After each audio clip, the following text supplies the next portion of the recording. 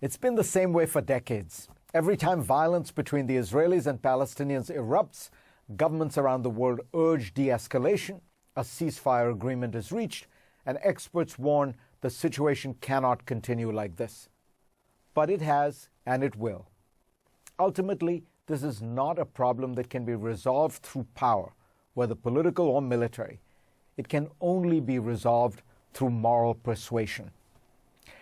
The recurring pattern of violence obscures a seismic shift that has taken place over the last few decades. Israel is now the superpower of the Middle East. An institute at Bar-Ilan University recently laid out the disparities. Israel's per capita GDP dwarfs that of its neighbors. It is 14 times that of Egypt, 8 times that of Iran, 6 times that of Lebanon, and even double that of Saudi Arabia. Israel has built an industrial and information age economy that excels in highly sophisticated arenas like artificial intelligence, aviation, computer-aided design, and biotechnology. It spends 5% of its GDP on research and development, more than any country on the planet. It has built up foreign exchange reserves of over $180 billion, placing it 13th in the world, just ahead of the United Kingdom. For a nation of 9 million people, these are stunning numbers. A military comparison between Israel and its neighbors is even more lopsided. Israel beat a combined Arab force in 1967 in 6 days. Today, the contest would be over in hours. Israel has a larger defense budget than Iran's and enjoys both a quantitative and qualitative edge in crucial areas such as air power, even though Iran has almost 10 times the population. And of course, Israel has the only nuclear weapons arsenal in the region, estimated at almost 100 warheads. Israel is powerful compared to its neighbors, but it is close to invulnerable compared to the Palestinians. The economic gap is a chasm.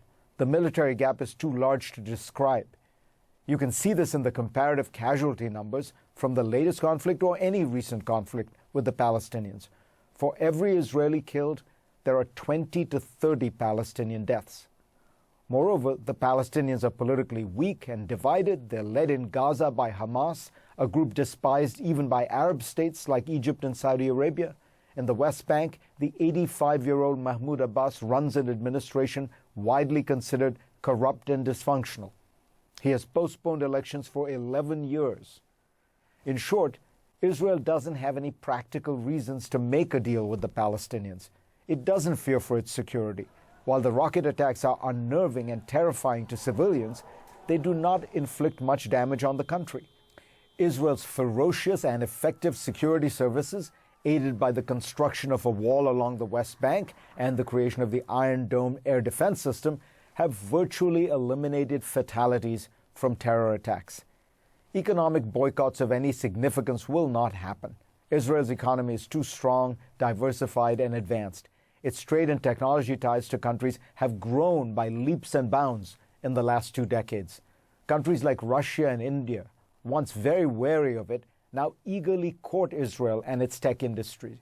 The reason that Arab countries like the UAE and Bahrain have normalized relations with Israel has much to do with economic opportunities.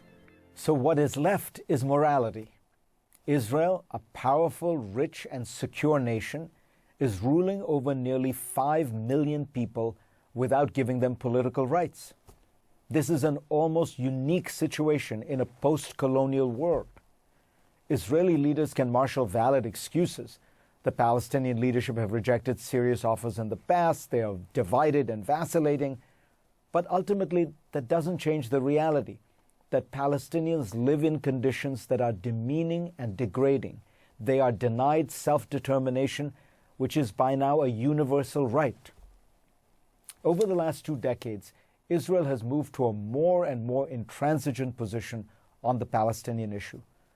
The government today is far more extreme than even previous right-wing governments, from Begin to Sharon to Olmert, all of which made concessions for peace. But the country does remain a liberal democracy. It was founded by people who believe deeply that their new land should embody not just nationalism, but also justice and morality. There are many in Israel who argue passionately that it can find a way for Israelis to have security and Palestinians to have dignity. The only hope, and right now it looks remote, is that those forces will gain strength and one day lead the country to give the Palestinians a state of their own. That would finally fulfill Israel's true historical mission, to be, in the words of Isaiah, a light unto the nations.